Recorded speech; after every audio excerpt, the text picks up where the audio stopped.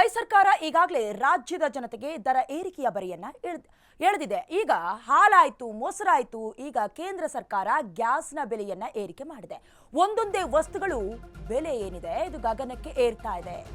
ಹಾಲಾಯ್ತು, ಮೊಸರಾಯ್ತು, ಈಗ ಗ್ಯಾಸ್ನ ಸರದಿ, ಒಂದೊಂದೇ ವಸ್ತುಗಳ ಬೆಲೆ ಗಗನಕ್ಕೆ ಏರ್ತಾ ಇದೆ.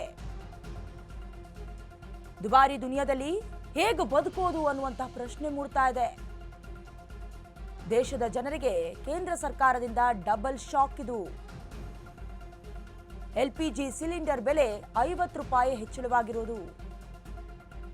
ದೇಶಾದ್ಯಂತ ಇಂದಿನಿಂದಲೇ ಪರಿಷ್ಕೃತ ದರ ಕೂಡ ಜಾರಿಯಾಗ್ತಾ ಇದೆ. ಈಗಾಗಲೇ ರಾಜ್ಯ ಸರ್ಕಾರ ನೀಡಿರುವ ಬೆಲೆ ಏರಿಕೆಯ ದರ ಸಾಮಾನ್ಯ ಜನರ ಬಾಳಿಗೆ ಬೆಂಕಿಯಾಗಿ ಅಥವಾ ಮುಳ್ಳಾಗಿ ಪರಿಣಮಿಸಿದೆ. ಅಂದರೆ ದಿನನಿತ್ಯದ ವಸ್ತುಗಳನ್ನು ಕೊಂಡ್ಕೊಳ್ಳೋದ್ರಲ್ಲೂ ಕೂಡ ಕಷ್ಟದ ಪರಿಸ್ಥಿತಿಯಲ್ಲಿ ನಿರ್ಮಾಣ ಆಗಿರೋದು. ಅದರ ಮಧ್ಯದಲ್ಲಿ ಈಗ ಕೇಂದ್ರ ಸರ್ಕಾರವು ಕೂಡ ಬೆಲೆ ಏರಿಕೆಯನ್ನು, ಅದರಲ್ಲೂ ಕೂಡ ಸಿಲಿಂಡರ್ ದರವನ್ನು ಏರಿಕೆ ಮಾಡಿರೋದು. ಅಥವಾ ಅವ್ರು ಹೇಳ್ತಾ ಇರೋದು ಕೇವಲ ಅಬಕಾರಿ ಸುಂಕ 2 ರೂಪಾಯಿ ಹೆಚ್ಚಿಗೆ ಮಾಡಿರೋದು, ಹಾಗಾಗಿ ಶುಲ್ಕ ಕೂಡ ಜಾಸ್ತಿ ಆಗಿರೋದು ಅಂತ ಅವರು ಸಮರ್ಥನೆ ನೀಡ್ತಾ ಇದ್ದಾರೆ. ಆದರೆ LPG ಸಿಲಿಂಡರ್ ಬೆಲೆ 50 ರೂಪಾಯಿಗೆ ಏರಿಕೆ ಆಗಿರೋದು, ಅದು ಕೂಡ ಸಬ್ಸಿಡಿ ರಹಿತ. ಹಾಗೆ ಏನು ಮೋದಿ ಅವರ ಯೋಜನೆಯಲ್ಲಿ ಸಿಗ್ತಾ ಇರುವಂತಹ ಉಜ್ವಲ ಸಿಲಿಂಡರ್ ಬೆಲೆ ಕೂಡ ಏರಿಕೆ ಆಗಿರೋದು. ಒಟ್ಟಾರೆಯಾಗಿ ದೇಶಾದ್ಯಂತ ಇಂದಿನಿಂದಲೇ ಪರಿಷ್ಕೃತ ದರ ಜಾರಿಯಾಗತ್ತೆ.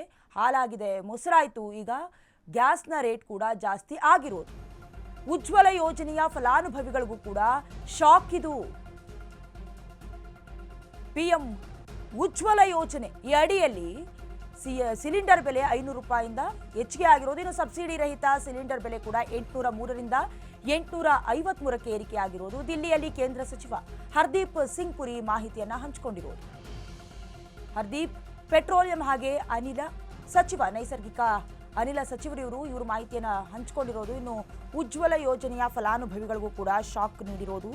ಪ್ರಧಾನಮಂತ್ರಿ ಉಜ್ವಲ ಯೋಜನೆ ಅಡಿಯಲ್ಲೂ ಕೂಡ ಸಿಲಿಂಡರ್ ಅನ್ನ ವಿತರಣೆ ಮಾಡಲಾಗ್ತಾ ಇದೆ. ಇಲ್ಲೂ ಕೂಡ 50 ರೂಪಾಯಿ ಏರಿಕೆ ಆಗಿರೋದು. ಇಷ್ಟು ದಿನ 500 ರೂಪಾಯಿ ಇದ್ದ ಸಿಲಿಂಡರ್ ರೇಟ್ ಇನ್ನು ಮುಂದೆ 550ಕ್ಕೆ ಏರಿಕೆ ಆಗಿರೋದು.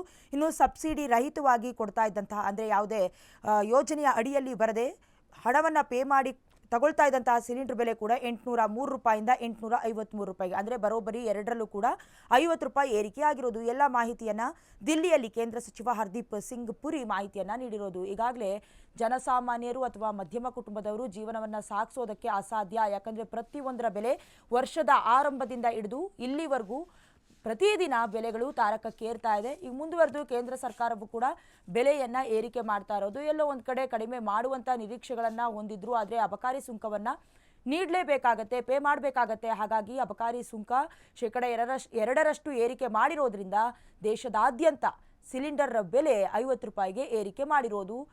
ಅಂದರೆ ಒಟ್ಟಾರೆಯಾಗಿ ಈಗ ಉಜ್ವಲ ಯೋಜನೆಯಡಿಯಲ್ಲಿ ಜೊತೆಗೆ ಸಬ್ಸಿಡಿ ರಹಿತವಾಗಿ ಪೇ ಮಾಡಿ ತೆಗೆದುಕೊಳ್ತಾ ಇದ್ದಂತಹ ಸಿಲಿಂಡರ್ ಬೆಲೆ ಏರಿಕೆ ಆಗಿರೋದು ಸುಮಾರು 50 ರೂಪಾಯಿ ಅಷ್ಟು.